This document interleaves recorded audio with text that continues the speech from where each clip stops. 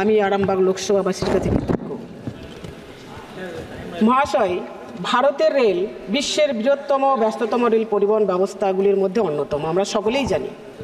কিন্তু বর্তমানে কেন্দ্রীয় সরকার এই পরিষেবা নিয়ে সম্পূর্ণ উদাসীন। কিভাবে দিনের পর দিন রেল দুর্ঘটনা বেড়ে চলেছে তা নিয়ে কেন্দ্রীয় সরকারের কাছে কোনো সদুত্তর নেই।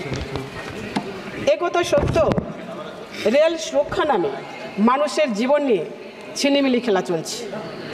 মৃত্যুর মিছিল, ডাকাতি, রাহাজানির মতো ঘটনা ঘটছে প্রতিনিয়ত। যাত্রীদের নিরাপত্তা দিতে ব্যর্থ কেন্দ্রীয় সরকার। যাত্রীদের নিরাপত্তা, রেল পরিষেবার গুণগত মান অত্যন্ত খারাপ হওয়া সত্ত্বেও প্রতিদিন সংসদ ভবনে শোনা যাচ্ছে যে 100%ই কাজ হচ্ছে, সব কাজ হচ্ছে। মানবিক মুখ্যমন্ত্রী মমতা বন্দ্যোপাধ্যায় মহাশয় যখন রেলমন্ত্রী ছিলেন তখন যতটা কাজ হবার হয়েছে, তারপর থেকে আজও কাজ স্তব্ধ হয়ে রয়েছে।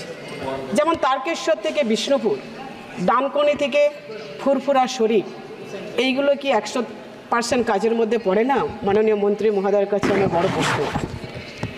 আরামবাগবাসীর যোগাযোগ মাধ্যমকে উন্নত থেকে উন্নতর করার লক্ষ্যে অবিলম্বে ভারত প্রতীক রাজা রামমোহন রায়ের জন্মস্থান খানাকুল থেকে বর্ণপরিচয়ের স্রষ্টা ঈশ্বরচন্দ্র বিদ্যাসাগরের জন্মস্থান বীরসিংহে পাঁশকুড়া পর্যন্ত এবং আরামবাগ থেকে বর্ধমান পর্যন্ত নতুন করে রেললাইন পরিষেবা চালু করা হোক, মন্ত্রী মহোদয়ের কাছে আমার এটা আবেদন।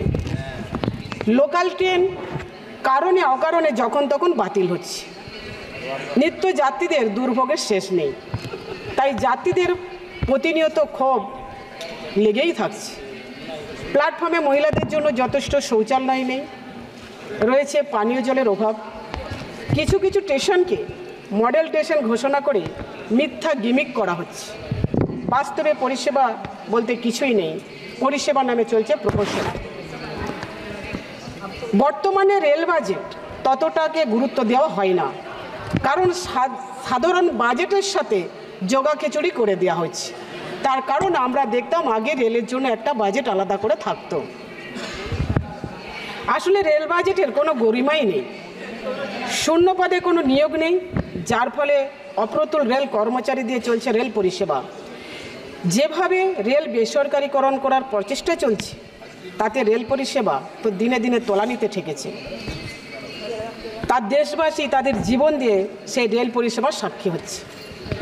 গত 30 জুলাই ভয়াবহ দুর্ঘটনা ঘটেছে হাওড়া মুম্বাই মিলে। 18টি বগি লাইনচ্যুত হয়েছে এবং সাধারণ মানুষেরও প্রাণহানি ঘটেছে। এটা অত্যন্ত লজ্জাজনক। যে রেল ভারতবর্ষের গর্ব ছিল আজ সাধারণ মানুষের কাছে আতঙ্ক হয়ে দাঁড়িয়েছে। আসলে পরিষেবা দেওয়ার নাম করে যাত্রীদের থেকে বেশি বেশি করে টাকা নিলেও পরিষেবা দিতে পুরোপুরি ব্যর্থ। অ্যান্টি কলিশন ডিভাইস মানে আমরা যাকে রক্ষা কবচ বলছি, শুধু শুনেই যাচ্ছি, বাস্তবে তা কিন্তু ডুমুরের ফুলে বাস্তবিত হয়েছে। কবচ যদি থাকতো তাহলে এত দুর্ঘটনা ঘটতো না। হালির ধূমকেতু দেখা পাবার নির্দিষ্ট সময় আছে, কিন্তু দুর্ঘটনাবিহীন রেলযাত্রা কবে হবে তা কোনো নিশ্চয়তা নেই। ঘটা করে নিত্য নতুন ট্রেনের মোড়কে মুড়ে ফেলা মানুষকে বোকা বানানোর কাজ চলেছে। কতদিন চলবে মন্ত্রী মহোদয় একটু বলবেন? এত শূন্যপদ থাকা সত্ত্বেও নিয়োগ নেই, কর্মীর অভাবে ঘটছে দুর্ঘটনা। রক্ষীবিহীন লেভেল ক্রসিং আজও রয়ে গেল, কোনো তার উত্তর আছে? কোনো উত্তর মেলেনি। কেন্দ্র সরকারের অবস্থা আজ রেল পরিবহন অবস্থার মতো হয়ে গেছে। রেল যেমন আজকাল যেখানে সেখানে যখন তখন লাইনচ্যুত হয়ে পড়ছে, ঠিক সেই রকম ভারতীয় জনতা পার্টি কেন্দ্রীয় সরকার আজ দিশেহারা হয়ে জনসাধারণের কাছে বিচ্যুত হয়ে পড়েছে। বিভাজনের রাজনীতিতে মত্ত হয়ে গদি বাঁচানোর জন্য বাজেট পেশ করা হলো। জোড়াতালি দিয়ে এই সরকারের পতন কিন্তু অবশ্যম্ভাবী। ভারতবর্ষের মানচিত্রে পশ্চিমবঙ্গ কিন্তু উল্লেখ আছে, কিন্তু বাজেট মানচিত্রে পশ্চিমবঙ্গকে বারবার বঞ্চিত করা হচ্ছে। এটা কিন্তু এই সংসদ ভবনে একটা বড় জিজ্ঞাসাপূর্ণ থেকেই গেল। তবে বাংলার মানুষ কিন্তু আর মুখ সহ্য করবে না। এর যোগ্য জবাব এই লোকসভাতে দিয়েছে এবং আগামী দিনও বাংলার মানুষ যোগ্য জবাব দেবে। জয় বাংলা। আমাকে বলতে দেওয়ার জন্য আরও একবার অনেক অনেক ধন্যবাদ। নমস্কার।